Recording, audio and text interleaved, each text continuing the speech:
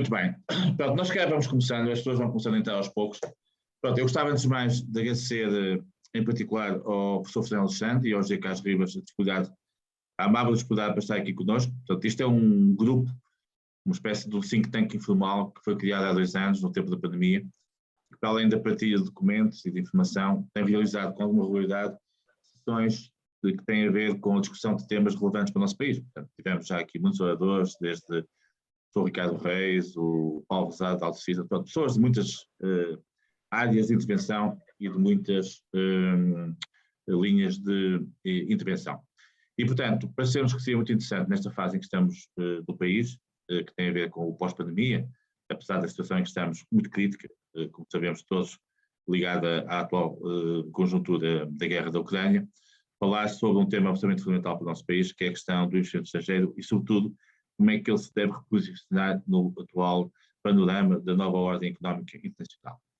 Portanto, nós temos aqui 2 oradores de referência, já vou apresentá-los. Antes disso, de falar da próxima sessão, que nós temos o hábito sempre de falar da próxima sessão, para tentar, de certa forma, criar também aqui algo dinâmico. Nós, no dia 19 de junho, iremos ter uma sessão sobre saúde, como sabemos, é um tema absolutamente fundamental, né? Está na ordem do dia e continuar a estar na ordem do dia nestes tempos complicados que estamos a viver. Portanto, teremos uma sessão onde teremos 2 oradores de referência, a professora Maria Manuel Mota, que é a diretora do IMM, e que teve um papel nesta fase da pandemia bastante crítico, e que foi o prémio Fernando Pessoa há 2 anos, e portanto é uma pessoa muito conhecida e bastante... há 2 anos, não, peço desculpa, há já alguns anos, há 2 anos foi a professora Elvira Fortunato, atual ministra do Ensino Superior. E o José Mendes Ribeiro, que foi uma pessoa que teve funções importantes na área governativa há alguns anos, mas que tem acompanhado muito de perto tudo o que tem sido a evolução da saúde em Portugal. Portanto, isso vai ser no 19, mas o que nos traz aqui hoje é precisamente, se pudesse passar outro slide, a discussão hoje entre nós, e temos aqui um grupo hoje muito diversificado, daquilo que são os desafios do investimento estrangeiro. Portanto, nós temos um painel de luxo, que eu considero, e como eu disse, de facto, é um gosto e um prazer ter estes oradores aqui conosco. O Sr. Fernando Alexandre é uma pessoa que todos conhecem, além de ser professor da Universidade do Minho, portanto, ter feito uma carreira académica conhecida, tem tido uma intervenção muito ativa nestas áreas, quer como consultor da Fundação Francisco Manuel dos Santos, quer como responsável por alguns trabalhos de referência. Ele fez recentemente, foi o coordenador de um trabalho muito conhecido e muito respeitado, que é o trabalho do Made in ao Created in. Fez também um trabalho muito interessante para a Fundação Gulbenkian, daqui a uns anos, sobre o papel do investimento. Portanto, é a pessoa ideal para nos dar nota, do ponto de vista do contexto, é que o investimento é tão crítico para o nosso país e, em particular, o investimento estrangeiro. E depois teremos um protagonista do ponto de vista mais prático, também dispensa apresentações. O Carlos Riba é o representante em Portugal da Bosch e, em particular, também administrador em Braga e também em todas as fábricas que o país tem. A Bosch, como sabemos, é um grupo de referência a nível europeu, está sediado na Alemanha, mas em tudo que tem a ver com o setor automóvel e a dinâmica que está associada, tem aqui um papel fundamental. E, portanto, temos aqui, de facto, 2 oradores de excelência. Vamos manter, como sempre, o mesmo perfil de sessão. Portanto, o Sr. Fernando Alexandre vai começar e vai fazer aqui um contexto sobre o tema. Depois o José Carlos Ribas dá-nos a sua visão. E depois iremos ter aqui um debate entre todos. Eu irei gerindo, conforme a disponibilidade e a vontade, as questões e os comentários que irão fazer para tornar a sessão mais dinâmica. Passava então ao professor Fernando Alexandre e, mais uma vez, muito obrigado a todos e também aos presentes por estarem aqui connosco. Fernando. Muito obrigado. Cajai, muito obrigado pelo convite, é muito gosto que estou aqui. Obrigado desde já pela vossa presença e pela vossa atenção. Muito bem, então eu não vou amassar muito aqui não passa nada, então. Com slides, mas de qualquer maneira acho que alguns gráficos são sempre interessantes para contextualizar. Eu, no fundo, vou olhar para o investimento direto estrangeiro da perspectiva do papel que ele pode ter para a aceleração da transformação da economia portuguesa, o tal paradigma do Created in que o Jaime referiu há pouco. Este é o estudo que o Jaime estava a referir-se há pouco, que é um estudo que eu coordenei para a Fundação Francisco Manuel dos Santos, que reuniu uma equipa muito alargada de investigadores e que, no fundo, pensou os obstáculos e as medidas que são necessárias para que Portugal tenha um novo paradigma, ou afirme de forma mais clara um novo paradigma que se torne dominante na economia portuguesa em que a inovação, as qualificações, o conhecimento são o grande motor da criação de riqueza e não os preços ou competir exclusivamente pelo preço. Porque é que nós precisamos de IDE? O IDE, nas suas diferentes variações, é fundamental, penso eu, para romper ou para quebrar esta armadilha em que Portugal caiu nos últimos 20 anos. Ou seja, Portugal fez um trajeto excepcional entre 1960, fundamentalmente, e os anos 2000, ou seja, a taxa média de crescimento nesse período anual foi de 4% ao ano, ou seja, uma taxa que nós não atingimos ainda no século XXI, que permitiu uma acelerada convergência com a União Europeia, ou seja, no ano 2000 Portugal tinha cerca de 85% do PIB per capita em poder de compra, em paridade de poder de compra da União Europeia. De facto, desde o ano 2000 nós entramos num processo de baixo crescimento e de divergência, e esse baixo crescimento tem fundamentalmente uma origem, tem várias, mas há aqui uma dimensão que é fundamental no crescimento de longo prazo dos países, que é o crescimento da produtividade. Nós sabemos que o papel, a capacidade que a economia portuguesa vai ter de crescer ou tem de crescer ou esteve limitada na sua capacidade de crescer, tem muito a ver com a forma como ela se insere na economia internacional. Resulta muito disso. Nós muitas vezes temos dificuldade em perceber, por exemplo, porque é que um engenheiro informático que esteja a trabalhar para uma empresa aqui em Braga tem um salário, digamos, à entrada no mercado de cerca de 1.500 euros e muitas vezes se for contratado por uma empresa internacional ficando a trabalhar em Braga na mesma, sem ter que mudar a residência, pode ganhar mais 500 ou 1.000 euros. E fundamentalmente isso tem a ver com as mesmas competências, ou seja, um engenheiro informático, exatamente com as mesmas competências com que ele saiu aqui da Universidade do Minho ou de outra universidade ou Politécnico Português, exatamente com as mesmas competências, em vez de trabalhar para uma empresa aqui em Braga, não quero dizer que não haja empresas diferentes aqui em Braga, mas estou a dar um exemplo porque neste momento, eu acho que permite exemplificar o problema da produtividade em Portugal, é que exatamente com as mesmas competências, essa pessoa, se estiver a participar num processo produtivo noutra empresa, noutro país, na Holanda ou no Canadá ou no Reino Unido, pode ganhar mais porque o processo produtivo em que ele vai estar a participar é um processo produtivo com maior capacidade de criação de valor. Isto é, as competências são as mesmas, só que a utilização desse capital humano, dessa capacidade, dessas competências que ele adquiriu no sistema de ensino português, tem uma capacidade de criação de valor muito superior. E é isso que está na origem da baixa produtividade da economia portuguesa. Eu vou-vos dar um exemplo de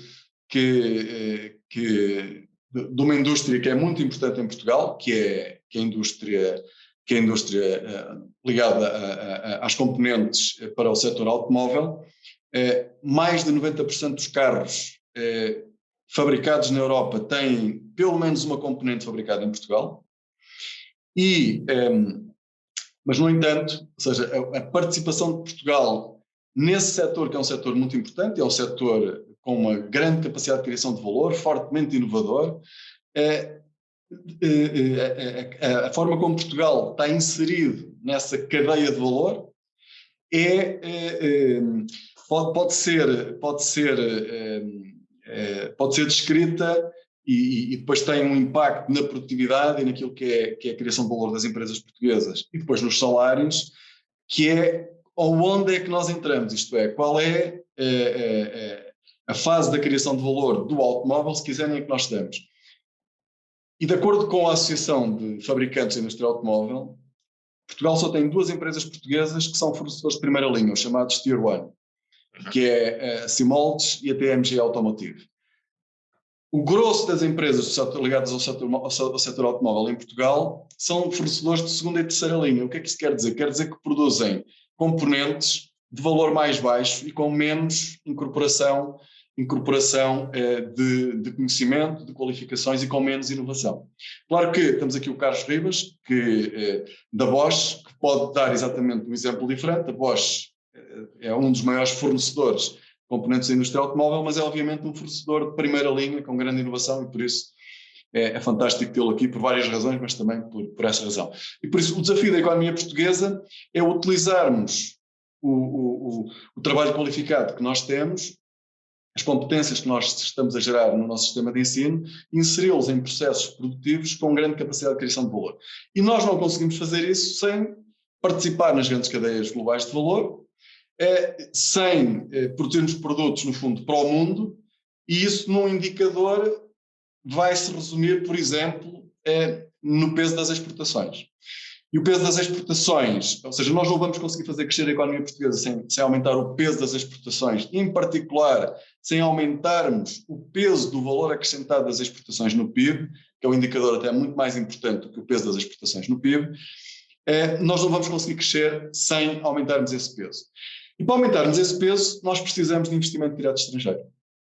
Nós não conseguimos, nós não vamos conseguir aumentar o peso das exportações sem termos uma maior inserção nas cadeias globais de valor, que representam, direta ou indiretamente, mais de 50% do comércio mundial, e nós sabemos que há uma forte relação entre, por um lado, o crescimento das exportações e a inserção nas grandes cadeias globais de valor, mas também há uma forte relação entre a inserção nas cadeias globais de valor e o investimento direto estrangeiro.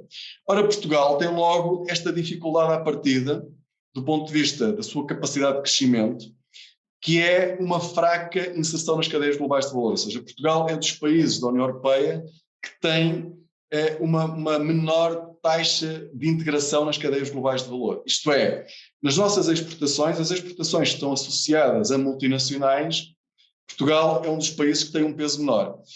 E porquê é que isto é uma limitação? É uma limitação porque as grandes cadeias globais de valor, se quiserem, as grandes multinacionais, são grandes plataformas logísticas que transportam os produtos para o mundo.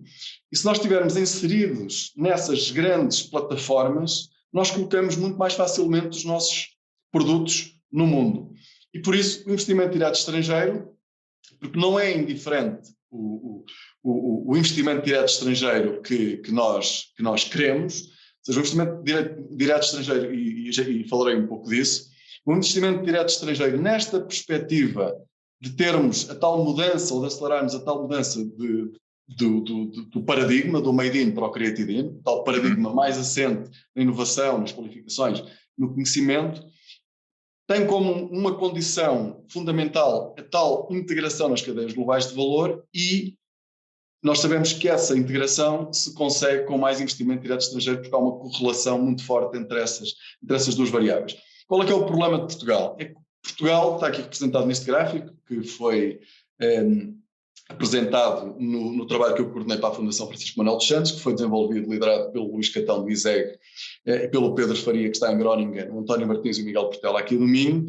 O que é que eles mostram? Eles mostram que os setores de atividade que têm uma maior integração nas cadeias globais de valor e que têm tido um melhor desempenho em termos de exportações, são setores que estão a vermelho neste gráfico, que têm ainda um peso muito reduzido no valor acrescentado total do nosso país.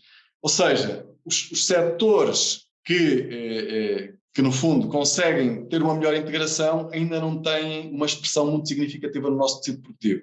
Eles existem, nós temos excelentes exemplos, mas eles continuam a ter uma subrepresentação, se quiserem, no nosso tecido produtivo, e esse acaba por ser um dos grandes obstáculos ao crescimento da economia portuguesa, porque dificulta o crescimento das nossas exportações, e eu penso que o investimento direto estrangeiro e toda a estratégia que tem que ser proativa de captação de investimento direto estrangeiro tem que ir no sentido de promover uma maior integração da economia portuguesa nas grandes cadeias globais de valor. E é isto que eu procuro aqui exemplificar, ou seja, o que está neste gráfico é a demonstração de que o estoque de investimento direto estrangeiro em Portugal tem vindo a aumentar, e Portugal tem até um estoque de investimento direto estrangeiro em percentagem do PIB que é mais elevado que a média da União Europeia.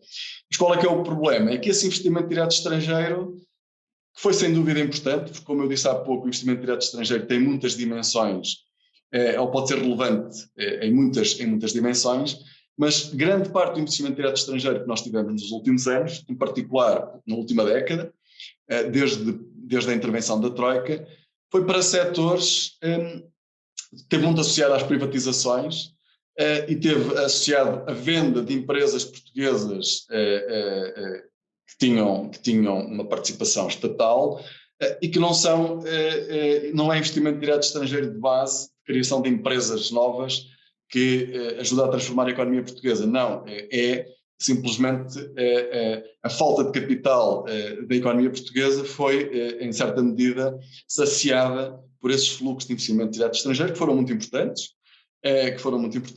mas que de facto ou seja, desempenharam um papel.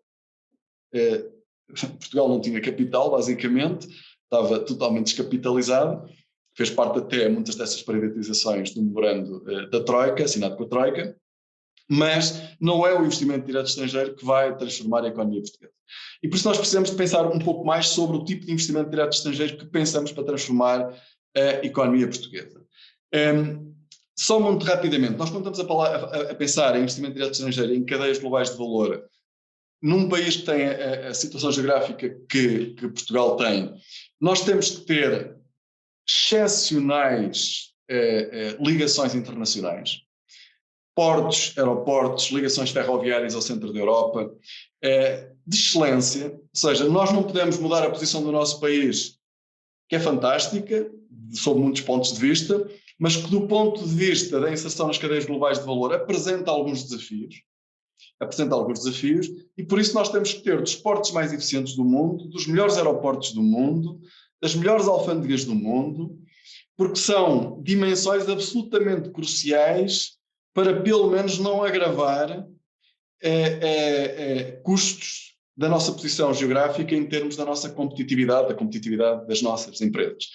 O que o Carlos Oliveira Cruz, do Técnico, e o João Januário mostram neste trabalho para a Fundação é que Portugal tem até uma boa conectividade do ponto de vista aeroportuária e portuária, mas depois existem estrangulamentos, por exemplo, na eficiência das nossas alfândegas, que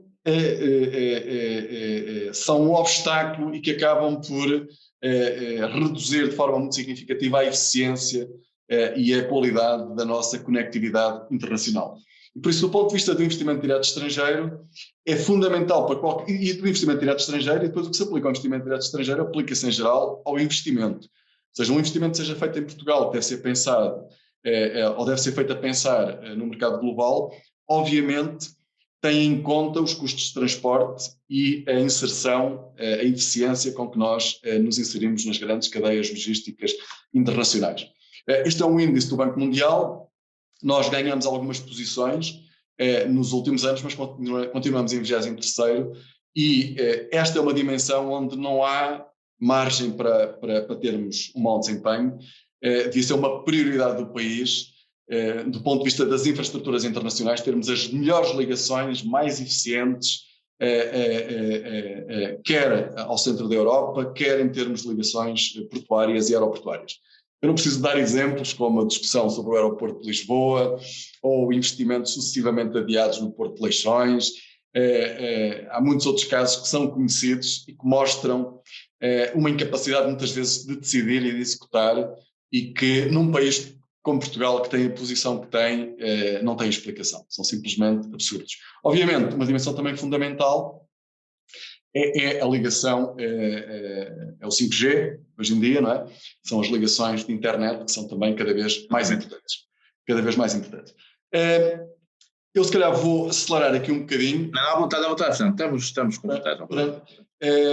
Um aspecto que é importante quando nós estamos a pensar, ou quando uma empresa pensa onde é que se vai localizar no mundo, e que tem a ver com a questão da posição geográfica, é que, apesar da distância, em muitos aspectos, a distância ter vindo a perder importância, a verdade é que a localização, em resultado das chamadas economias de aglomeração, se tornou mais importante. Isto é, quando nós olhamos para a criação de riqueza, para a capacidade de inovação, ela tornou-se mais concentrada nas últimas décadas. Ou seja, nós temos uma parte pequena do planeta, em termos populacionais, em termos geográficos, que tem um peso brutal do ponto de vista da capacidade de produção de riqueza, da concentração de inovação, da concentração de talento, da concentração de infraestruturas, da concentração de capital. E por isso, nós, quando pensamos nas grandes cadeias globais de valor, nós não podemos esquecer isso, porque as grandes cadeias globais de valor tendem a concentrar-se à volta de regiões que agregam todos esses fatores que depois resultam num círculo virtuoso em que o talento atrai talento, o capital atrai capital, as boas empresas, os investidores atraem bons investidores, atraem bons investigadores, gerando o tal círculo virtuoso que, para as regiões que não estão inseridas nessa dinâmica, pode ser letal mesmo, porque as regiões que não conseguem participar nessa dinâmica das economias de aglomeração podem ser esvaziadas. E por isso é fundamental que Portugal, como eu costumo dizer, não é que se torne uma região superestrela, porque isso talvez não seja realista assumir como objetivo político no médio prazo, mas pelo menos que seja uma região estrela, ou seja, que tenha um brilho e que os investidores internacionais, quando pensam os seus investimentos, pensem em Portugal, vejam aqui uma luzinha a brilhar, que os atraia, que os chame e que os faça aqui investir. Eu tenho aqui 2 exemplos do tipo de investimento que eu acredito que pode ser verdadeiramente transformador. Felizmente temos mais alguns. Há muito investimento que não, neste momento, do meu ponto de vista, não contribui para a mudança de paradigma, mas que nós podemos tentar transformar, porque no fundo foi isto que aconteceu na Bosch. Aquilo que é Bosch, obviamente eu não vou falar aqui muito da Bosch, tendo aqui uma pessoa como o Carlos Ribas, que é um ator dessa transformação. Aquilo que é Bosch hoje não tem nada a ver com a Bosch que era há 20 anos, e essa transformação resultou da disponibilidade da Bosch, mas resultou também de uma iniciativa das entidades públicas portuguesas, em particular da Universidade do Minho, e não só, mas obviamente com a Universidade do Minho com um papel muito importante, que em parceria pôde transformar aquilo que era a Bosch, e a Bosch hoje tem uma atividade, tem uma capacidade de criar riqueza e de arrastar o crescimento da região e do país completamente diferente daquele que tinha, e é hoje, diria eu, um dos exemplos do paradigma Creative In que nós precisamos para o nosso país. O outro exemplo que eu dou muitas vezes é o da BMW com a Critical Software, e eu aqui gostava de fazer um ponto que tenho feito muitas vezes, que esta parceria é uma parceria diferente, ou é um investimento diferente do investimento dos centros de competências que muitas empresas fantásticas têm vindo a criar em Portugal, e são notícias que nós recebemos praticamente todas as semanas. Podemos ir à página da AICEP e essas notícias vão ser divulgadas, em que grandes empresas, grandes multinacionais vêm para Portugal e criam aqui, no fundo, centros de engenharia, centros de desenvolvimento, mas o que é interessante, ou seja, é muito melhor para Portugal que elas venham para cá, criem esses centros, e que os nossos engenheiros fiquem em Portugal, a viver em Portugal, a consumir em Portugal e a receber o seu salário em Portugal e a pagar impostos em Portugal, mas do ponto de vista da capacidade de transformação da economia e da criação de riqueza, isto não tem nada a ver com aquilo que acontece na Bosch. Ou seja, o que a Bosch faz é ter um centro de desenvolvimento de novas tecnologias que depois produz em Portugal, transporta para o mundo. Muitos desses centros de competências que estão em Portugal têm as vantagens que eu já disse, mas o que estão a fazer é usar a nossa engenharia, a nossa capacidade para transportar valor para a casa-mãe e depois produzir tecnologia noutros países, apropriando-se de grande parte do valor que foi gerado nesses centros de competências, que não fica em Portugal. E há até aqui uma externalidade, se quiserem, um efeito negativo, que é empresas como a Bosch e empresas portuguesas que queiram contratar engenheiros, vão ter mais dificuldade em contratá-los porque eles agora estão a trabalhar para outras multinacionais em Portugal e não têm a mesma capacidade de criação de riqueza que empresas como a Bosch têm em Portugal. Ou a parceria da BMW com a Critical Software. Ou seja, o que o centro que foi criado no Porto entre a BMW, a Critical TechWorks, que foi criada entre a Critical Software e a BMW para o desenvolvimento do carro autónomo, ou seja, é uma parceria, ou seja, não é a BMW que subcontrata a Critical, é uma parceria em que o software, a tecnologia que é desenvolvida pela Critical TechWorks é basicamente proprietária também da Critical, porque ela é parceira da Critical TechWorks, que é completamente diferente, ou seja, não é apenas o salário que fica em Portugal, é muito mais do que isso.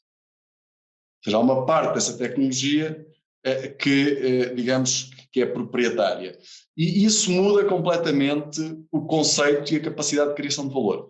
E por isso nós, quando estamos a pensar no tipo de investimento que precisamos, nós temos que pensar num investimento que, de facto, ajuda a transformar, ou seja, porque eu vejo muitas vezes estas inaugurações, estes anúncios destes centros, são mais 200 engenheiros, são mais 300 engenheiros, são mais 50 engenheiros, são mais 100 engenheiros, contratados pela Mercedes, pela Google, pela Nokia, pela Airbus, pela Vestas, por uma série de empresas, grandes empresas, mas de facto o que elas estão a fazer é pagar salários em Portugal, a maior parte delas. O que é que isto quer dizer? Quer dizer que, não quer dizer que tenhamos de tratar mal estas empresas, claro que não é isso que está em causa, mas temos de ter capacidade de fazer com que essas empresas façam mais em Portugal e usem mais do conhecimento que estão a aproveitar, que foi gerado em Portugal pelo sistema de ensino português, e que, para além de prestarem esse serviço, criem produtos. Porque o exemplo da Bosch é fantástico por causa disto. É que não é só tecnologia que está a ser criada, é tecnologia que está a ser produzida. Não está só a ser... aqui em Braga e em Aveiro não estão apenas a ser desenvolvidas novas tecnologias, estão a ser produzidas. E isso é que dá emprego, ou seja, a capacidade que o emprego na área da inovação tem de gerar efeitos multiplicadores na área da indústria é brutal. Mas para isso é preciso ter a indústria acoplada aos serviços, que é o que não acontece nesses centros de competências das multinacionais. Se quiserem em termos de incentivos ao investimento, eu não daria grandes incentivos ao investimento de empresas multinacionais que apenas vêm buscar o salário dos nossos engenheiros. Ou seja, nós temos que levar os incentivos para as multinacionais que vêm ajudar a transformar e aumentar a capacidade de criação de valor da economia portuguesa. Ora, se nós não temos muitas multinacionais a fazer o que a Bosch faz em Portugal, nós temos quase todas as multinacionais, ou temos muitas das multinacionais que pertencem ao 1% dos maiores investidores em ID no mundo. Estão cá em Portugal.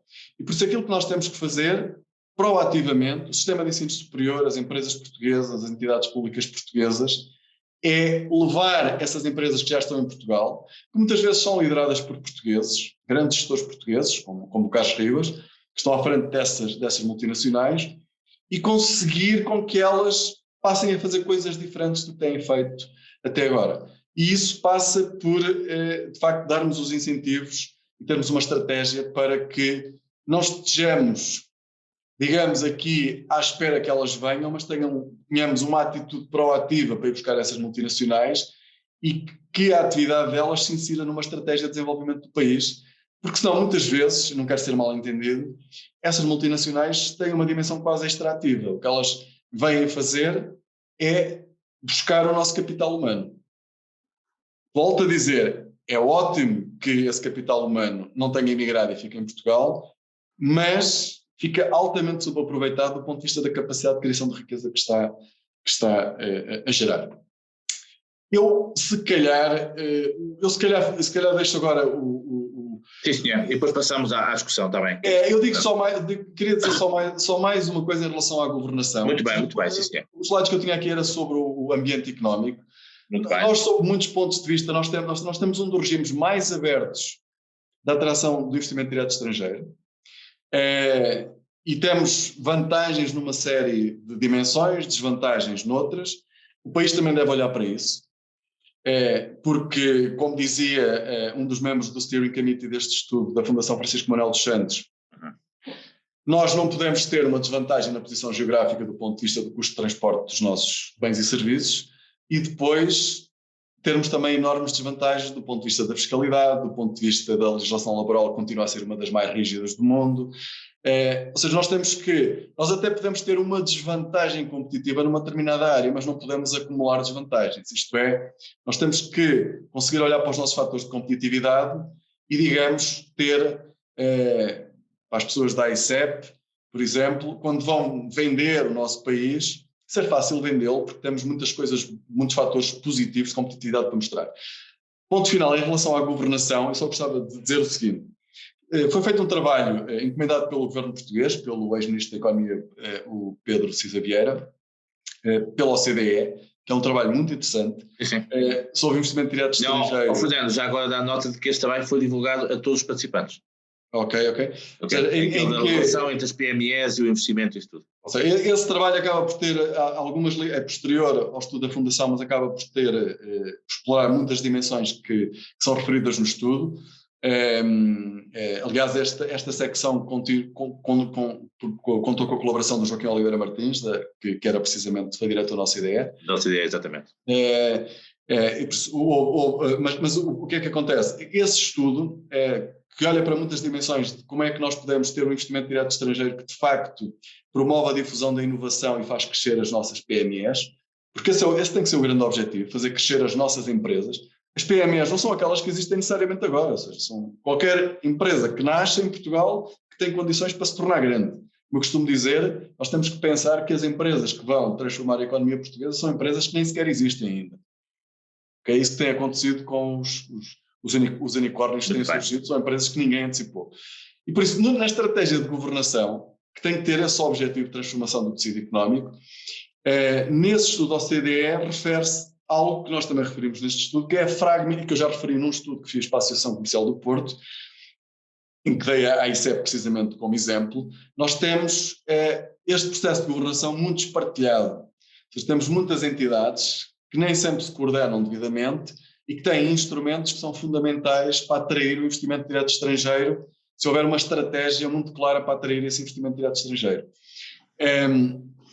E por isso, por exemplo, aquilo que eu já digo há algum tempo que nós dizemos neste estudo, e que eu já tinha dito nesse estudo da Associação, para a Associação Comercial do Porto, é que, por exemplo, uma entidade como a ICEP, que tem que ter uma estratégia clara sobre o tipo de investimento que nós precisamos, olhando para aquilo que são as vantagens competitivas do país, tem depois que ter uma articulação muito próxima com o território.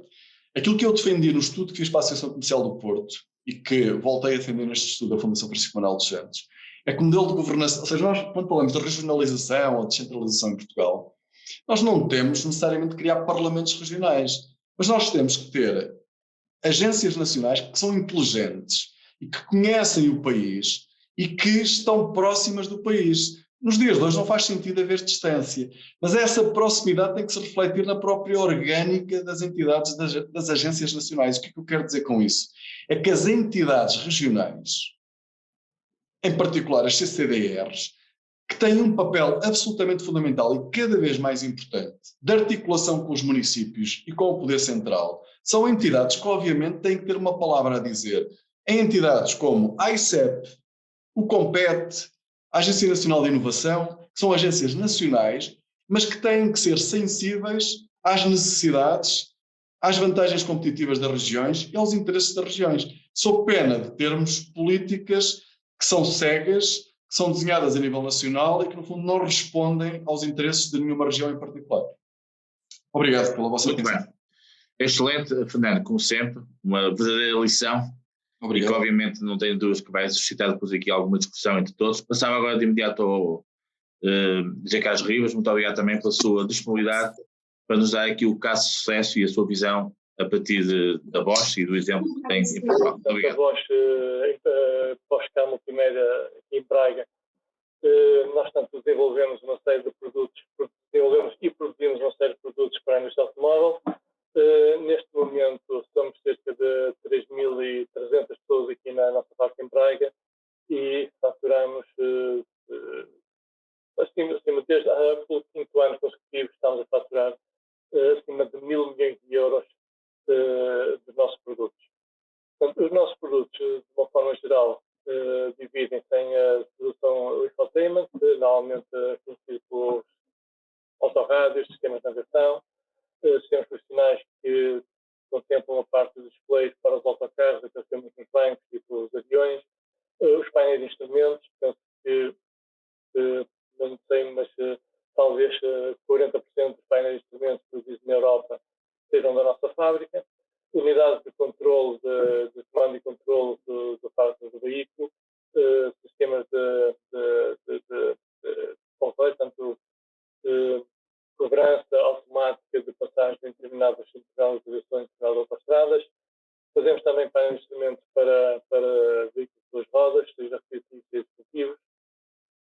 E na parte de sensores, temos neste momento, estamos a trabalhar com radares, portanto fazemos todos radares e vários sensores, nomeadamente sensores de ângulo de direção, sensores de posicionamento do pedal do acelerador e também o sensor de pressão de travagem. Portanto, uma série de sensores ligados à segurança passiva e ativa, em que temos um best-seller, que é o sensor de ângulo de direção, que produzimos cerca de 6 ou 7 milhões por ano.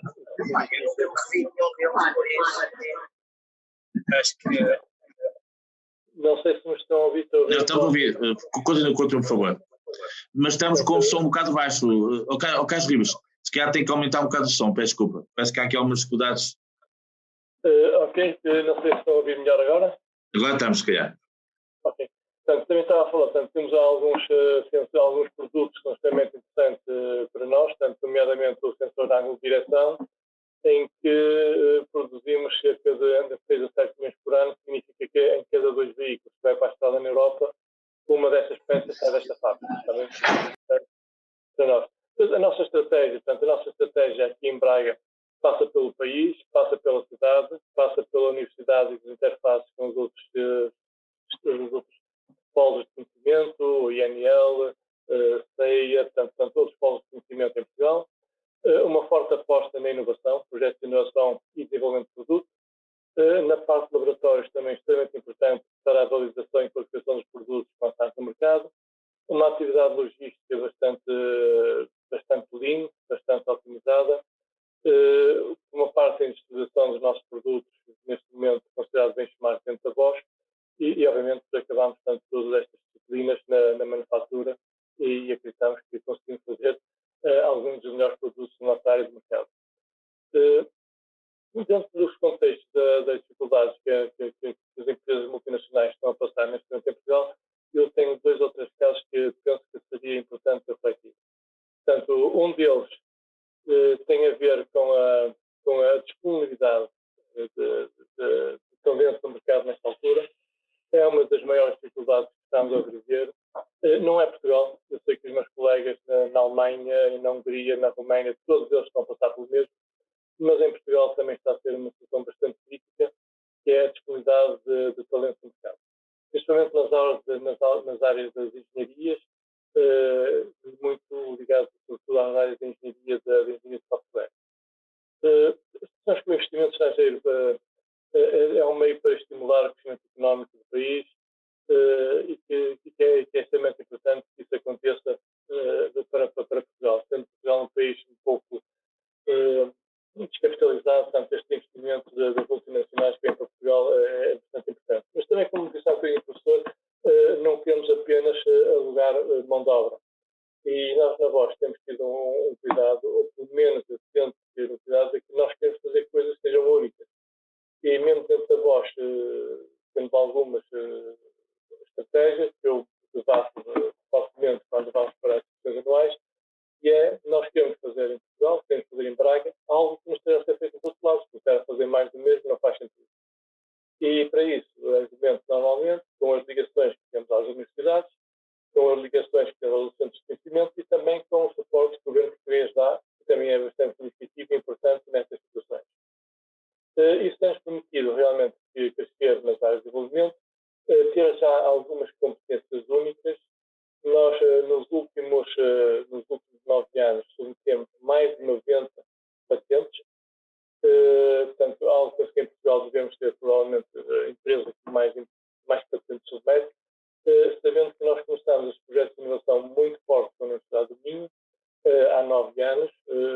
No início, obviamente, muito poucas estavam a ser submetidas nos primeiros anos, mas entre o ano passado e os primeiros 4 meses deste ano, já submetemos mais de 50 patentes. Portanto, nos últimos anos, tanto com a aquisição de conhecimento, com o crescimento dos projetos, este know-how e este conhecimento que queremos dentro com o registro dentro da nossa propriedade intelectual, isto tem vindo a ser, obviamente, um crescimento exponencial e muito agradecemos, o Fernando Alexandre também já mencionou, portanto, às parcerias que temos com a Universidade do Minho, hoje já não só com a Universidade do Minho, mas continua a ser muito forte, principalmente com a Universidade do Minho. E, para além destes projetos de inovação, nós temos outras parcerias que eu penso e quando converso com colegas de outras áreas, de outras empresas em Portugal, sejam multinacionais ou não, que eu recomendo que façam o mesmo. Em que alguns estarão a fazer o mesmo, outros nem tanto, mas eu penso que é uma das nossas forças, que é a ligação que temos às universidades em várias áreas. Portanto, nós temos um programa de doutoramento dentro da nossa fábrica, em que os doutorandos normalmente fazem doutoramento nas universidades, neste caso fazem aqui a trabalhar em problemas ou em soluções que nós pretendemos para a nossa fábrica. Iniciamos num processo há cerca de 5, 6 anos atrás. Começámos timidamente com 6 doutorandos. Quando chegou aos 40, tivemos que dizer vamos parar por aqui porque não temos capacidade para continuar a suportar de uma forma correta mais doutorandos. Vamos abrir novamente, parámos esta admissão de doutorandos na empresa há 2 anos atrás. Alguns já acabaram as teses de doutoramento. Uma parte deles, nós ficamos com eles aqui na empresa, outra parte não, obviamente. Mas também é interessante que alguns deles, nomeadamente, uns estavam 2 colegas que estavam a fazer o doutoramento na área de semicondutores, a própria Bosch os recrutou diretamente para trabalhar na Alemanha. Portanto, desde outubro estão a trabalhar na Alemanha e são colegas que no futuro irão trazer esse know-how e esse conhecimento a Portugal. Portanto, depois temos também aquilo que nós chamamos de Academia Bosch, portanto, competências que sejam necessárias dentro das nossas instalações, portanto, em tornarem alguma área particular que não exista dentro da Bosch, nós podemos pedir à universidade para desenhar um curso à nossa medida para conseguir adquirir essas competências. Também fomos desafiados pelo governo português a participar num clube de desenvolvimento de fornecedores. Portanto, também, mais uma vez, também no Estado do Minho, fizemos uma seleção de 30 e poucos fornecedores, quer de produtos, componentes, quer de tecnologias, e com eles estamos a criar inovação, em que nós não estamos a ensiná-los a fazer aquilo que eles sabem melhor, porque o core business é deles, mas estamos a ensiná-los a desenhar uma cadeia de valor que seja mais eficiente, mais dinâmica, portanto, possa ser mais rentável, competir no mercado internacional. Também temos que, juntamente com a Universidade do Minho, provavelmente o melhor laboratório de manufatura aditiva do país, em que o equipamento, portanto, as máquinas 3D todas que estão dentro desse laboratório são propriedade da Bosch, mas estão dentro da Universidade do Minho em Guimarães. Portanto, e desde este ano nós permitimos que faça parte seja uma disciplina para os cursos de engenharia dentro da Universidade. Portanto, a Bosch, penso que não sei se tem, mas a Bosch é uma fundação, a Fundação Bosch, que é propriedade do grupo Bosch, é uma fundação sem fim lucrativo de caráter social. E dentro da nossa parte sem fim lucrativo e o nosso caráter social e a contribuição para a sociedade, obviamente abrimos o laboratório a que seja possível possa ser utilizado pela universidade como uma disciplina. Também temos uma outra atividade que é o DTX, em que participamos também mais uma vez a convite do governo português na digitalização da transformação digital do país, em que temos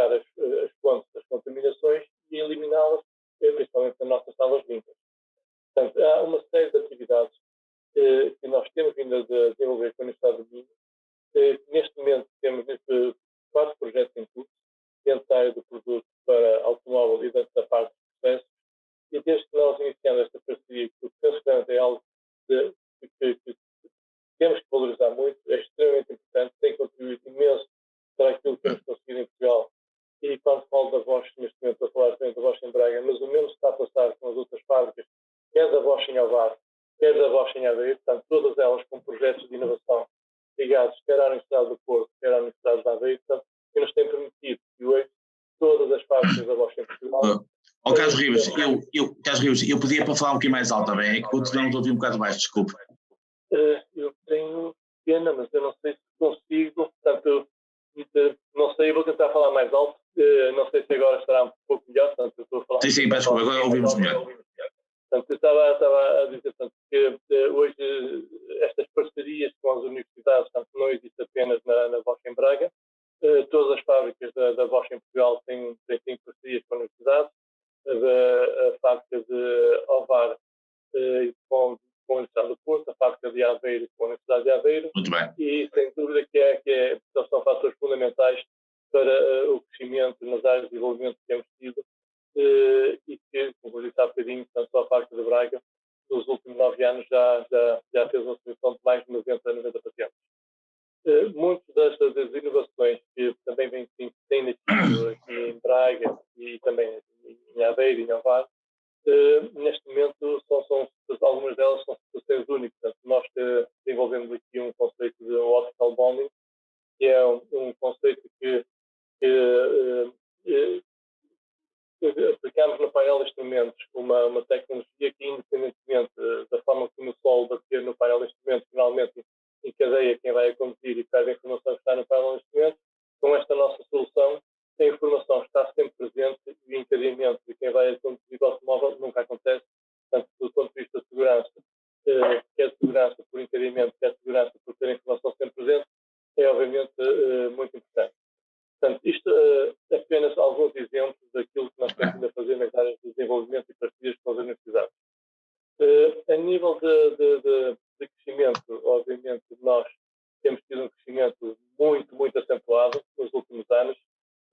Desde 2015 até agora, nós triplicamos quer o nosso volume de faturação, quer as nossas instalações. Portanto, neste momento temos mais de 80 mil metros quadrados de área coberta, portanto, fazil e área de escritórios. Começamos esta semana uma expansão para mais 15 mil metros quadrados, portanto, vamos crescer mais 15 mil metros quadrados e pensamos ter esta extensão pronta em meados do próximo ano. E em breve vamos também começar ainda mais o nosso crescimento com um edifício de 3 andares, onde iremos colocar tanto mais serviços de desenvolvimento.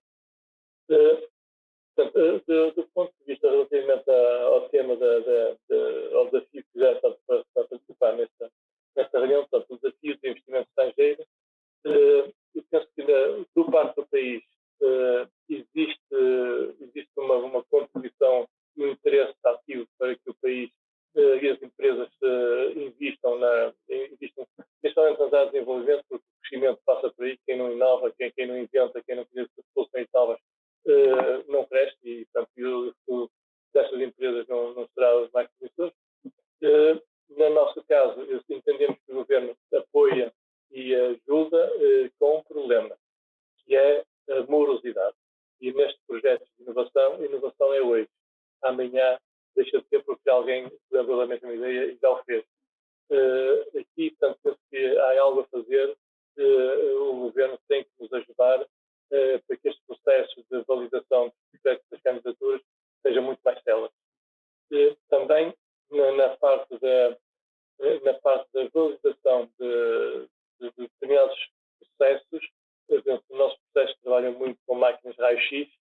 Nós não podemos estar meio ano à espera que nos validem uma máquina raio-x, porque uma máquina de raio-x aqui para nós custa 300 a 400 mil euros e nós não nos podemos dar ao luxo de ter um investimento desses parado 6 meses à espera que uma entidade governamental nos dê certificação para que possamos usar o equipamento.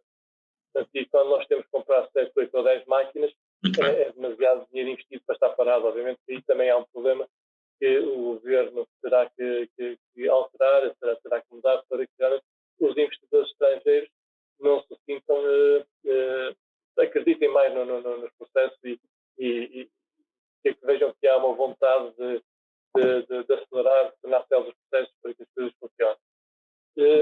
Relativamente às pessoas, portanto, já falei um bocadinho, estamos com uma dificuldade tremenda em nível de mão de obras, não há engenheiros no mercado, isso está a fazer com que artificialmente a produtividade, aquilo que normalmente é uma produtividade, que não é exatamente o conceito que tem sobre produtividade, esteja a aumentar, porque vimos, e há bocadinho o professor Fernando Alexandre também falou, portanto, o engenheiro em Portugal não vale menos nem mais que provavelmente até vale mais alguma coisa que em determinados países.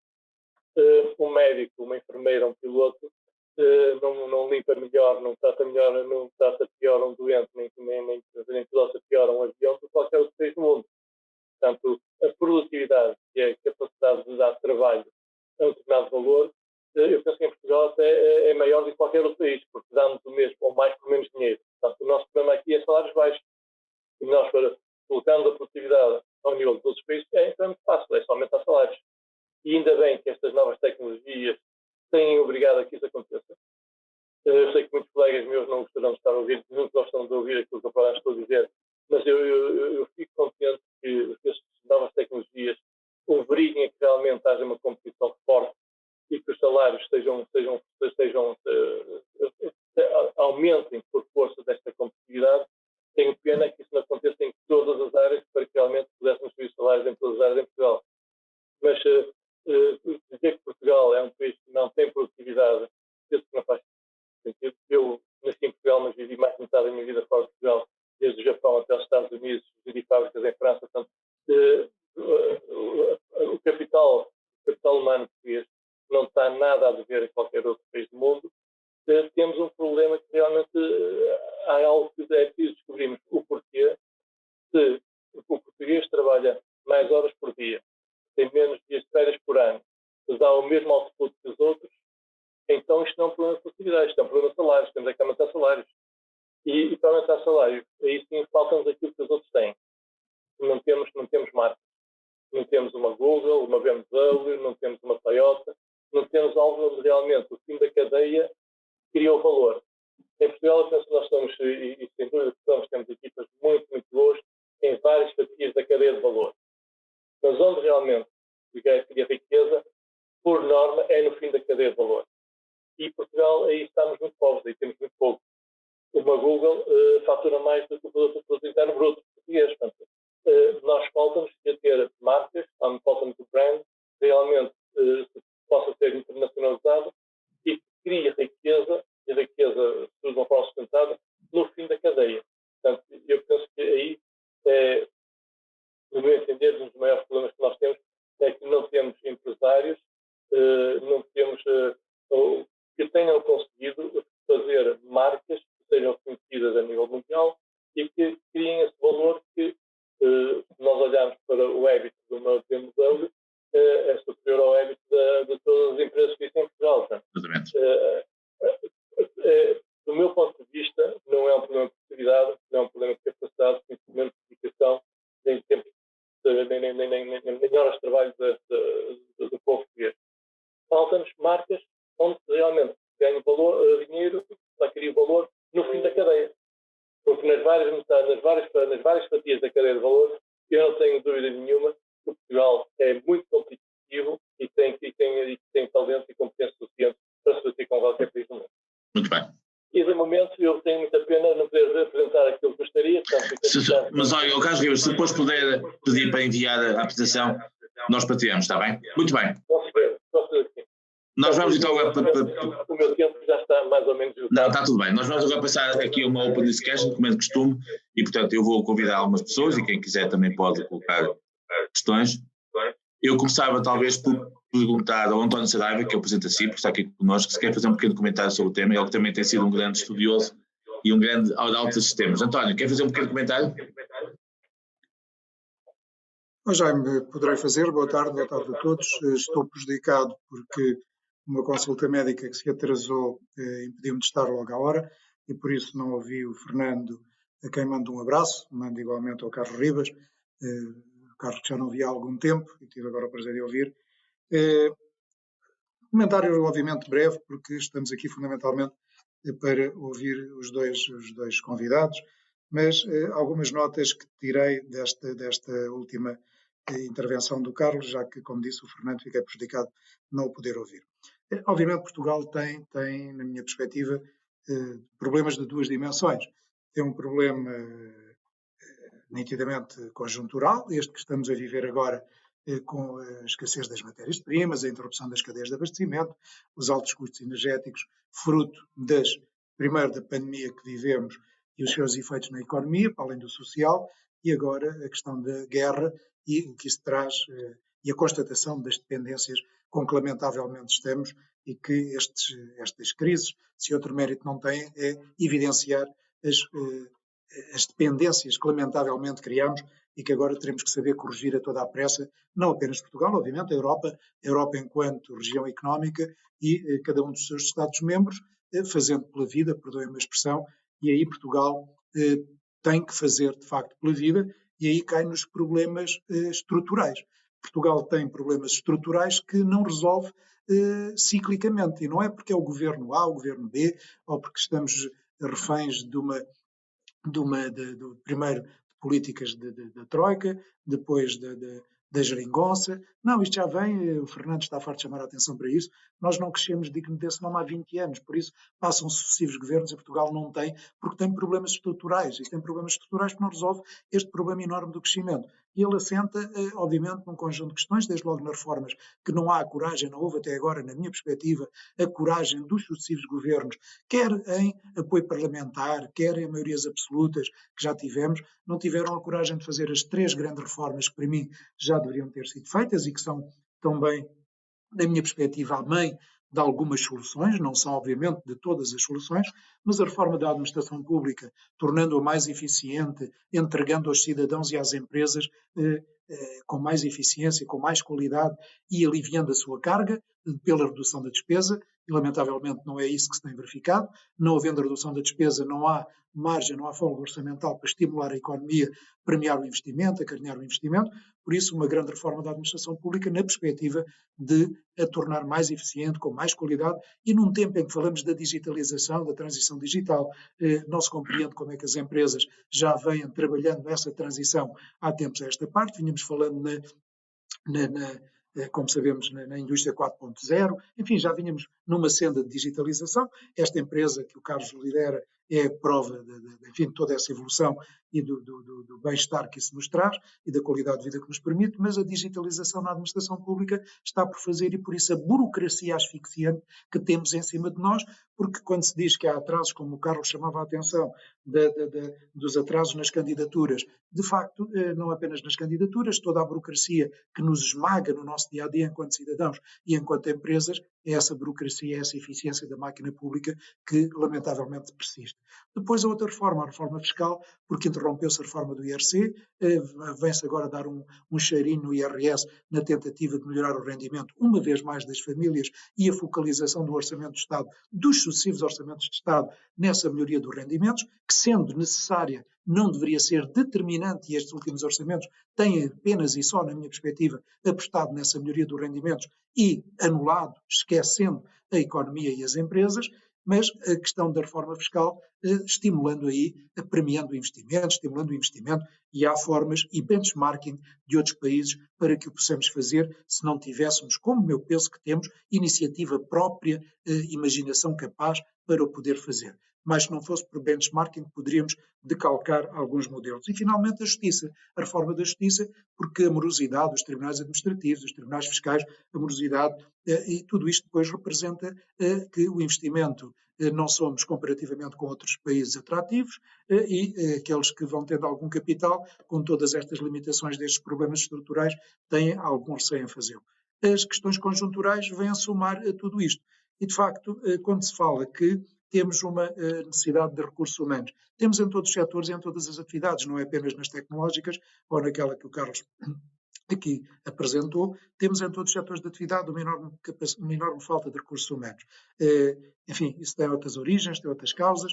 Nós devíamos ter uma política de imigração económica que não tem sido desenvolvida. Há aqui alterações comportamentais, a maneira de estar na empresa que se tem vindo a alterar. Esta questão das pandemias, nomeadamente o Covid-19, levou uma prática, a uma postura, a uma atitude perante o mundo do trabalho diferente, a própria revolução do mundo do trabalho, as novas profissões, o desaparecimento de outras. Estamos aqui num tempo de profundas mudanças em que, de facto, as capacidades, as competências dos nossos recursos humanos são cada vez mais desadequadas àquilo que hoje necessitamos e por isso esta ligação das universidades às empresas, que muito se fala, há excelentes exemplos, o Carlos apresentou aqui, há outros exemplos, nomeadamente lá embaixo no Algarve, aqui mesmo em Lisboa, enfim, há de facto outros exemplos, mas cada vez mais esta ligação virtuosa entre a universidade e a empresa tem que ser estimulada, temos que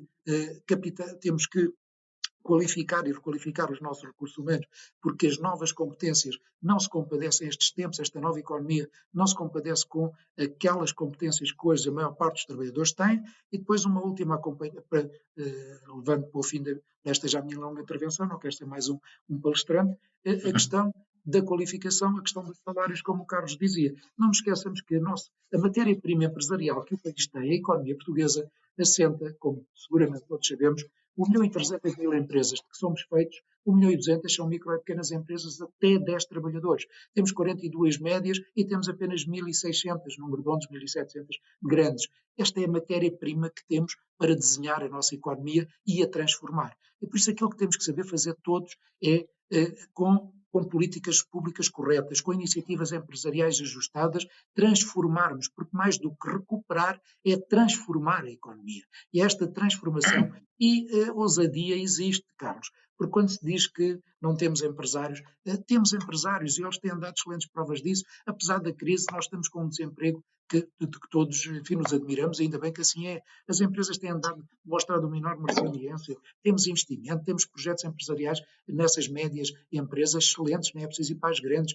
Agora, temos a matéria-prima que temos as qualificações que temos, enfim, temos que combater tudo isto, os tais problemas estruturais que os governos sucessivamente não têm querido ou sabido ou podido nestas correlações de forças parlamentares e depois, por isso eu defendo um amplo acordo em sede de concertação social de competitividade e rendimentos, porque sem melhorarmos os fatores de competitividade, todos estes que elenquei, não podemos ter sustentabilidade na melhoria dos rendimentos. De nada me serve aumentar o salário mínimo em 40%, que foi o que ele aumentou, e depois fechar as empresas e as pessoas deixarem, ou em vez de ganharem 650, ganham 705, mas deixam de ter emprego e vão estender a mau estado nos subsídios de desemprego. Por isso, com que sustentabilidade crescer na política salarial, mas ela tem que assentar em estratégias, em competitividade diferente, com estas transformações, transformando a nossa economia, assente nestas variáveis e com as corajosas políticas públicas que, como disse e termino, não têm existido, porque o resto, a matéria-prima empresarial, temos bons trabalhadores, temos felizmente bons empresários, o casamento entre eles vai acontecendo. Agora, sozinhos não faremos tudo, há aqui alguma coisa por fazer e é isso que espero que esta maioria absoluta, em termos de Parlamento, dê condições para quem se segura em termos de concertação social, se celebre finalmente esse acordo e se inicie essas reformas. Peço desculpa, foi um pouco longo. Nós temos também aqui connosco o Zé Carlos Caldeira, que do lado da universidade tem feito um grande trabalho na área da investigação. Zé Carlos, não sei se quer dar uma opinião mais do lado da investigação e da tecnologia. Já, boa tarde. Boa tarde. Como sabe, eu costumo sempre ser muito participativo. Hoje, infelizmente, não vou conseguir, porque eu ainda cheguei mais tarde que o António. Sim, mas eu ouvi mesmo um bocadinho da parte final da intervenção do Carlos. Não ouvi nem a intervenção do Carlos, nem com muita pena a minha intervenção anterior. Portanto, não tenho grande base para comentar. Peço desculpa. Eu, nesta sessão, vou estar sobretudo como listening mode, nesta parte final dos comentários. Mas prometo que irei ver a gravação da sessão quando ela vier. Muito obrigado. Com muito gosto. Isto é tudo muito dinâmico e temos pessoas que chegam mais tarde, é sempre dinâmico. Nós temos também aqui connosco a Joana Neves, portanto, que é delegada da ICEP em Marrocos e que, portanto, tem tido aqui um palco importante do ponto de vista de visibilidade deste tema do investimento e, em particular, da concorrência internacional. Joana, eu sei que tem uma experiência muito grande nesta matéria, já esteve em muitos países, nomeadamente na Coreia do Sul. Quer-nos dar um pouco a sua visão deste tema, nem que seja muito breve?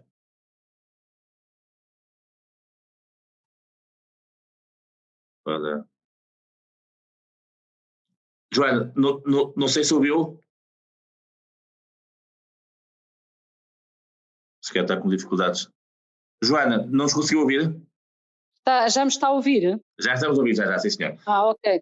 Peço um pequeno contributo, Joana. Você já esteve na Coreia do Sul, está agora em Marrocos e melhor que ninguém sabe o que é estes temas do ensino estrangeiro, não é? Diga lá então, sim, por favor. Muito obrigada. Eu infelizmente não ouvi as apresentações. Eu sei que também chegou um bocado tarde, eu sei. O problema dessas coisas é que às vezes não se consegue toda a gente ao mesmo tempo.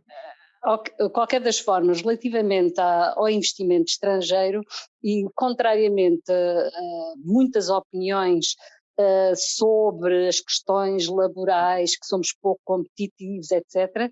Aquilo que eu gostaria de dizer é que os investidores estrangeiros com que eu tenho tido a oportunidade de contactar, o problema deles não tem a ver nem com a lei do trabalho. Obviamente que a justiça é um problema bastante, digamos, grave, porque é essencial para qualquer investidor estrangeiro, mas também gostaria de dizer que, independentemente de nós todos sabermos, e daquilo que já foi aqui hoje dito, sobre a necessidade da reforma da administração pública, da reforma fiscal e também da justiça, também é importante dizer que o nosso tecido económico, do ponto de vista da gestão, também tem que melhorar muito.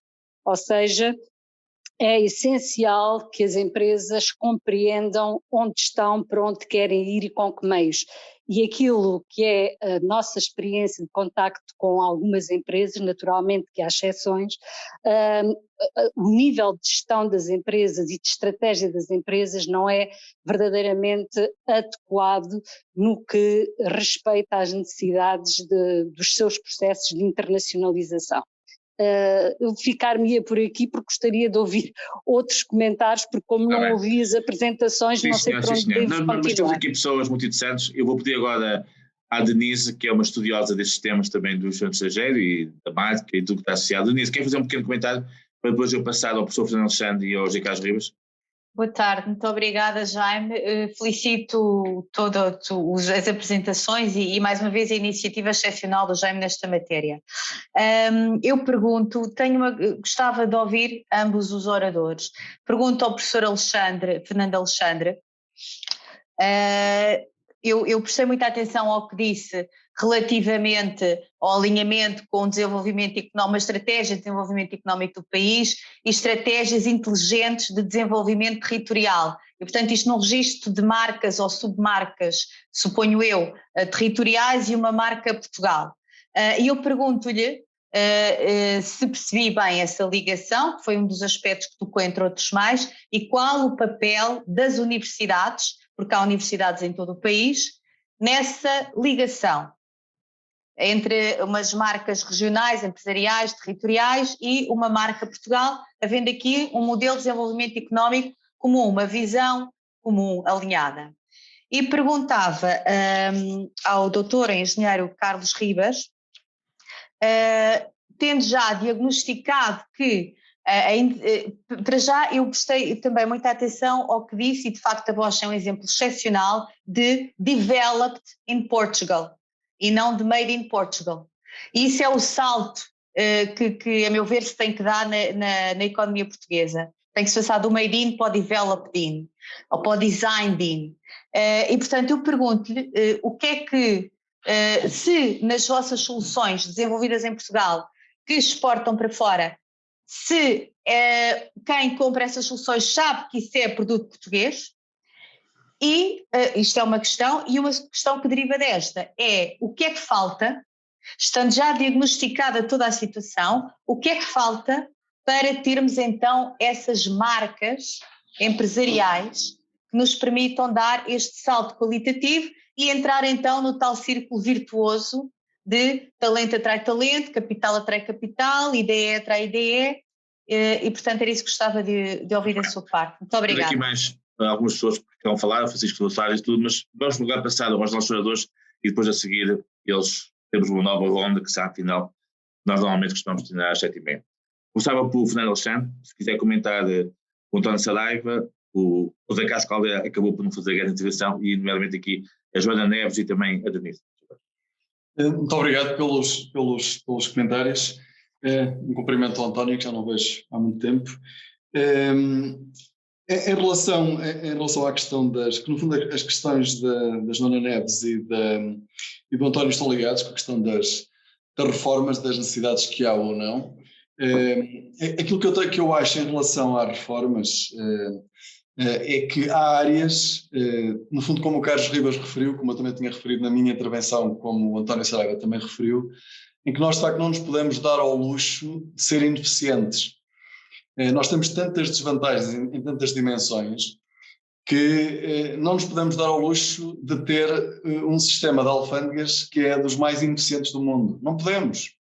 E não nos podemos dar ao luxo de ter, de facto, agências nacionais que estão aqueles 3 ou 6 meses que o Carlos Ribas referiu para aprovar a entrada em funcionamento e, no fundo, a entrada no ciclo de rentabilização do investimento de milhões de euros que é feito que são feitos por empresas portuguesas. Não nos podemos dar esse luxo, porque há dimensões da nossa competitividade que nós não conseguimos resolver de hoje para amanhã. A questão da qualificação das gerações mais velhas em Portugal, a questão de em determinadas áreas de investigação estarmos na linha da frente a nível internacional, de estarmos a competir, por exemplo, para ganhar o Nobel, são áreas em que nós precisamos de décadas de planeamento, de investimento, para virmos a atingir esse resultado. No caso das alfândegas, eu acho que é só ter um bom gestor de alfândegas e o apoio político para pôr aquilo a funcionar, é só isso. Não é preciso mais nada. E na maior parte das agências públicas que funcionam mal, o que é preciso é ter apoio político e gestão eficiente. Não é preciso mais do que isso. É simples, é fácil, é ter nomeação por mérito e responsabilização em função dos resultados. É isso que é preciso. E por isso, são áreas em relação às quais eu sou muito pouco tolerante, porque não podemos ser tolerantes em relação a isso. Não podemos ser tolerantes em relação a isso, porque há coisas que nós, de facto, temos dificuldades em mudar, há outras que não podemos mesmo mudar, mas aquelas que podemos mudar, nós temos que as mudar. Temos a obrigação de as mudar, porque é uma responsabilidade dos decisores políticos, dos responsáveis dessas instituições, em entregarem os tais resultados à sociedade e às empresas que o António Saraiva referia.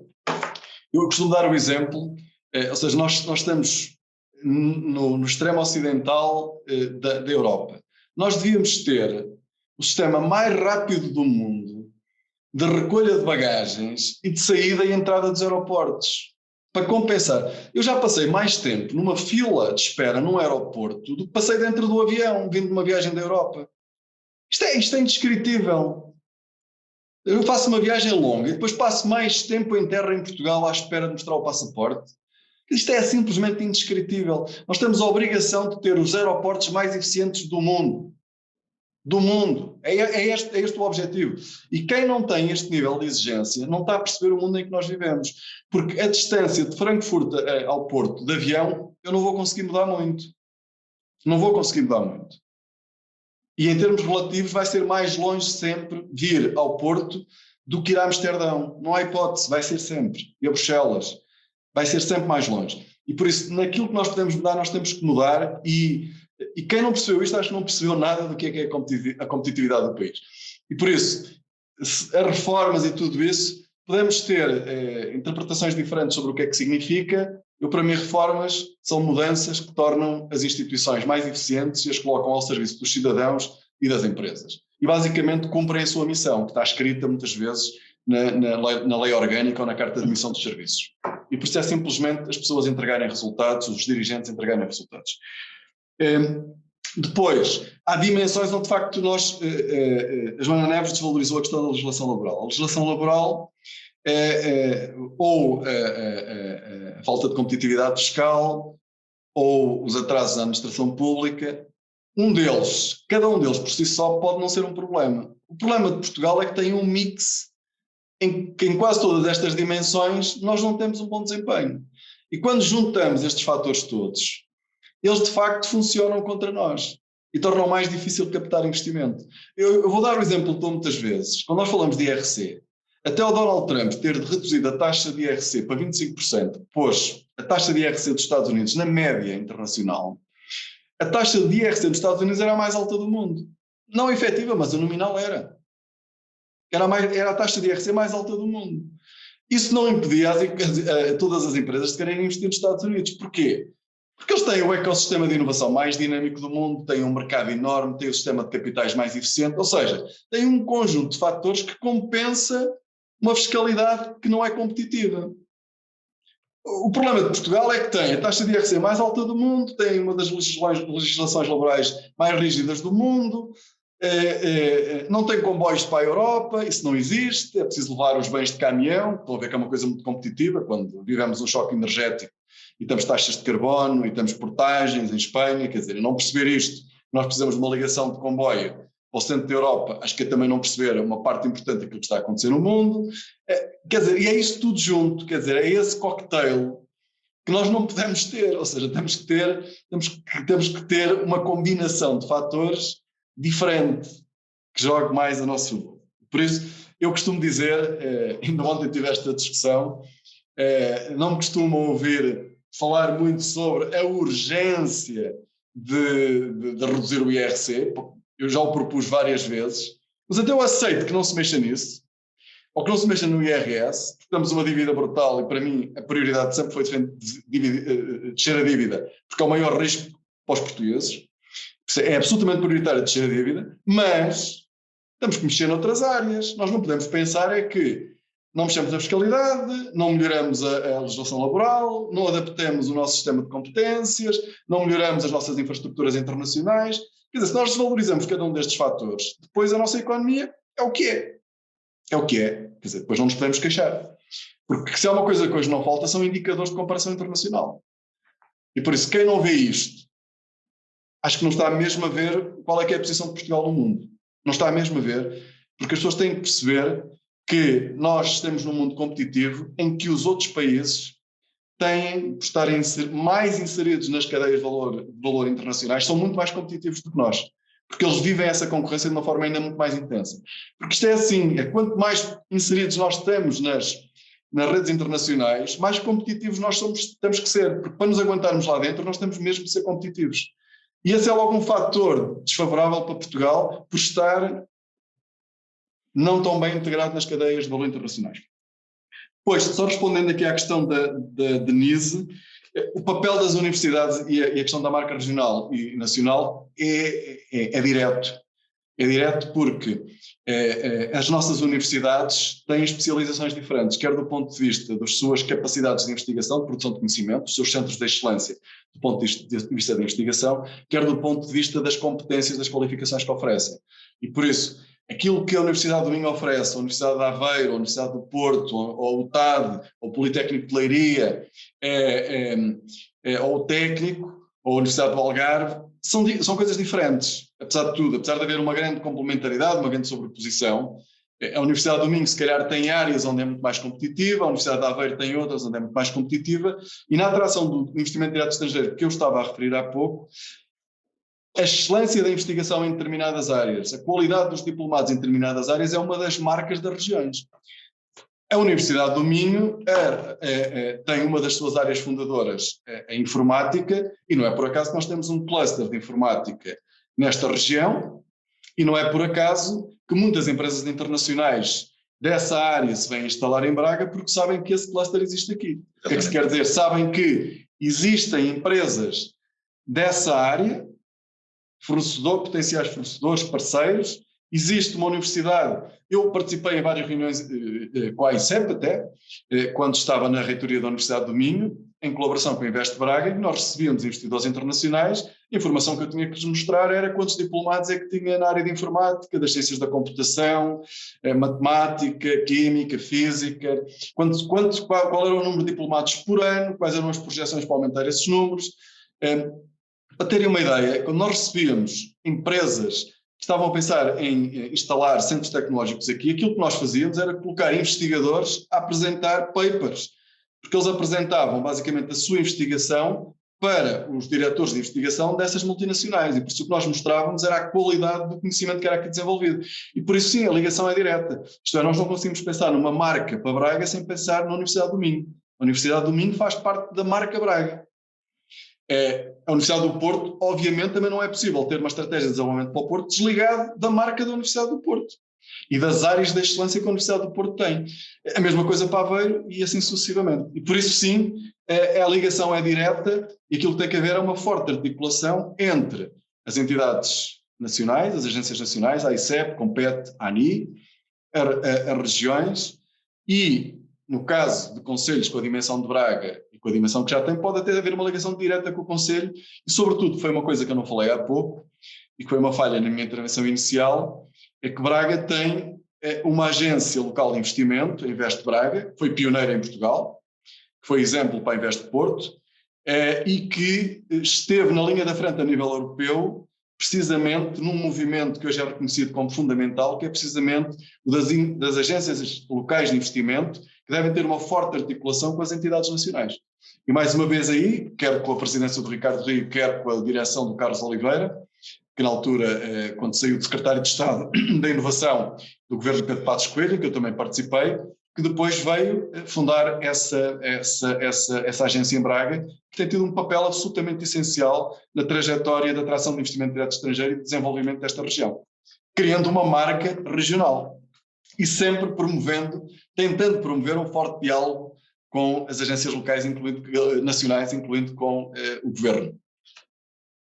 Bem, sabe então, ao Carlos Ribas, não sei se quer fazer também um pequeno comentário ou alguma nota. Não sei se está a ouvir, desculpa.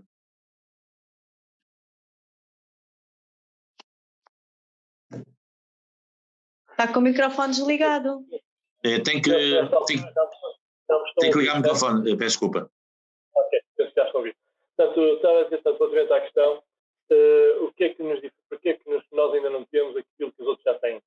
Eu penso que alguns dos que estão a participar serão um bocadinho novos, mas provavelmente António Saraiva e alguns dos outros já se lembram que o Toyota, no início, há 40, 50 anos atrás, dizia-se bem do Japão, não presta. Quando falávamos da Coreia do Sul, o Hyundai era o pior carro que havia no mercado. Quando falámos da Tesla, teve falido 5 ou 6 vezes. A verdade é que a resiliência, a aposta contínua no desenvolvimento dos processos e o acreditar que as pessoas que estão à frente daquelas organizações fazem com que hoje a Toyota seja a marca mais valiosa no mundo.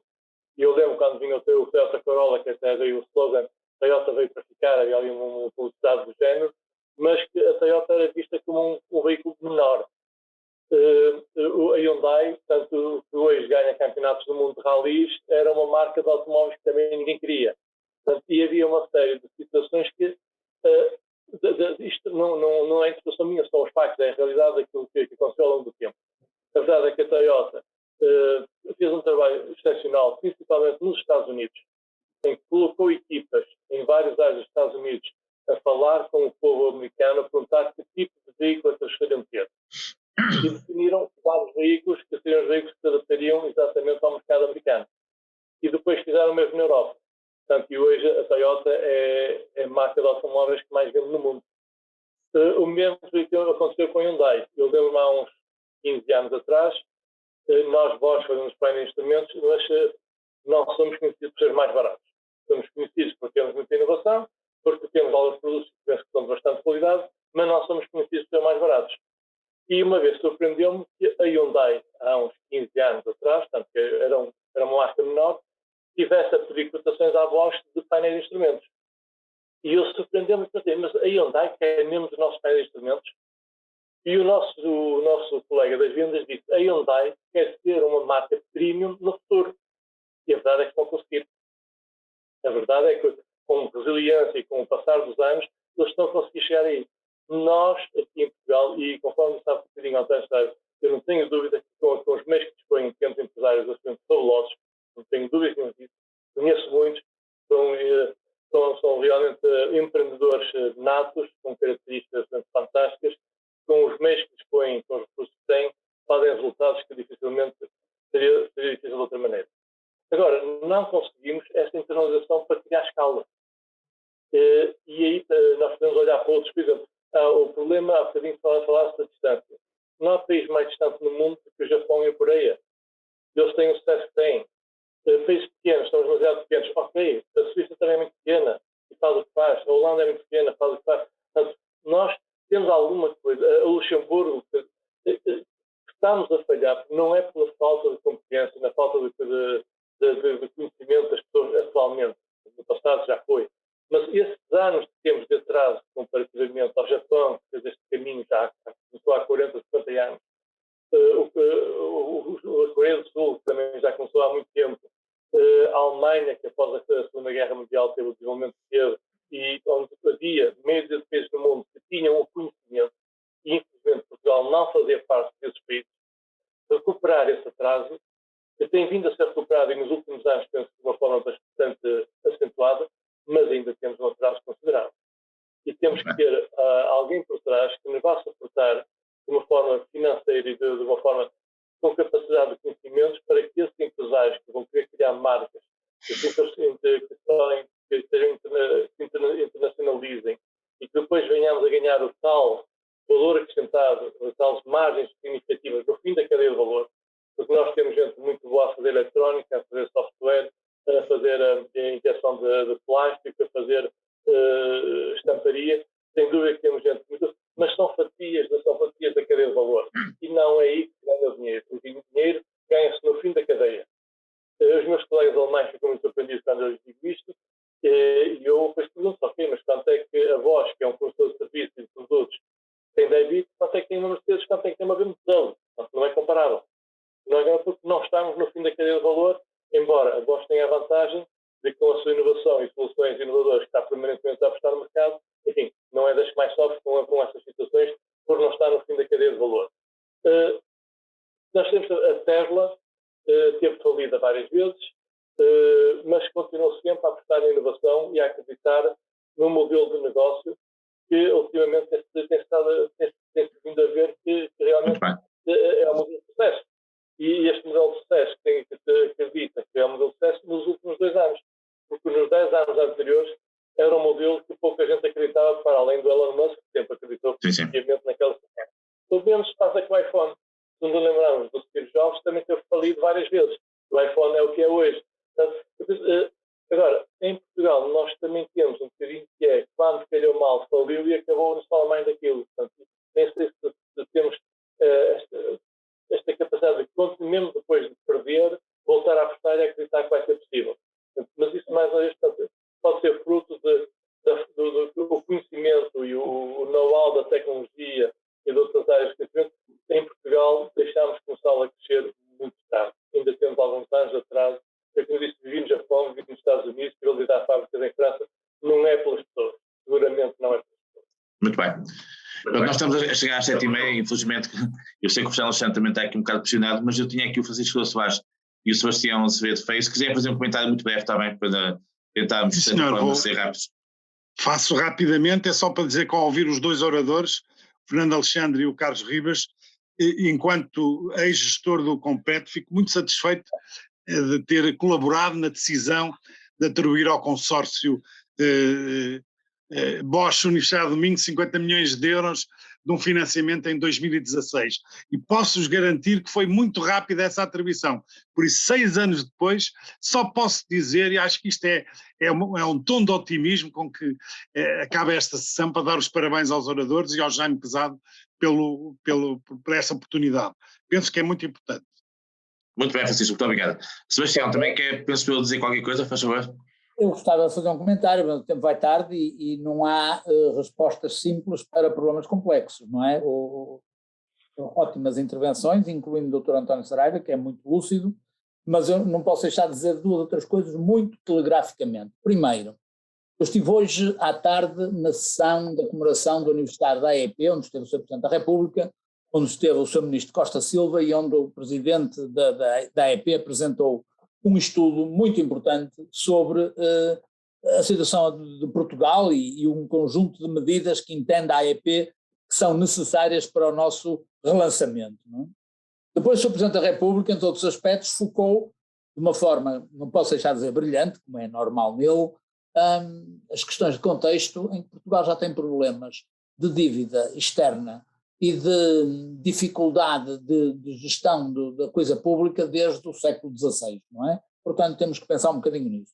Mas queria pegar, desde já, nas palavras do Carlos Ribas, relativamente à qualificação dos portugueses, e sendo eu crítico de muitas coisas, para lhes dizer, eu tenho muita experiência internacional de cooperação, de colaboração, nós não temos nada a ficar atrás relativamente, do ponto de vista estritamente individual, relativamente aos nossos pessoas com quem colaboramos e ao mesmo tempo concorrentes europeus e não só. Já não estou a falar de Américas Latinas nem coisas do género.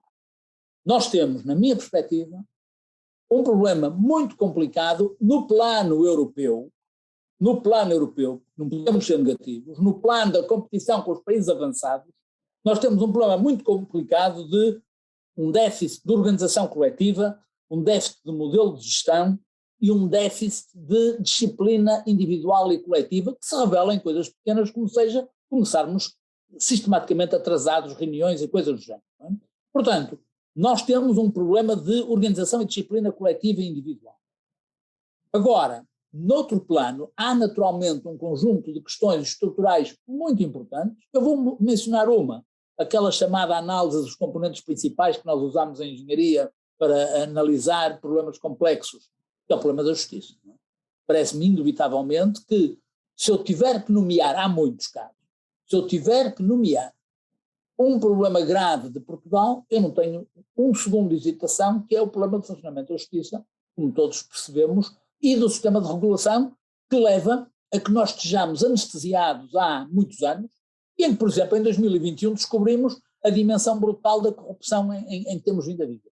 Portanto, o problema da justiça, o problema da falta da capacidade da regulação, o problema da indisciplina ou menor disciplina ou déficit de disciplina coletiva e individual e de organização e gestão das nossas empresas leva a que seja dita esta coisa, que não é brincadeira, o ideal é uma empresa alemã com trabalhadores portugueses, não é? E que funciona com grande dimensão e grande qualidade. Está tudo dito. Muito obrigado. Muito bem, portanto, vamos terminar em beleza. Fernando Alexandre e Carlos Ribas, muito obrigado pela vossa disponibilidade, pela vossa intervenção. Acho que foi um momento muito interessante de discussão e, portanto, eu depois pedia ao Fernando Alexandre e ao Carlos Ribas que pudessem partilhar as apresentações e cá estaremos para o dia 19. Vou pensar numa boa semana para todos, está bem? Muito obrigado pela atenção. Obrigado e parabéns. Obrigado a todos.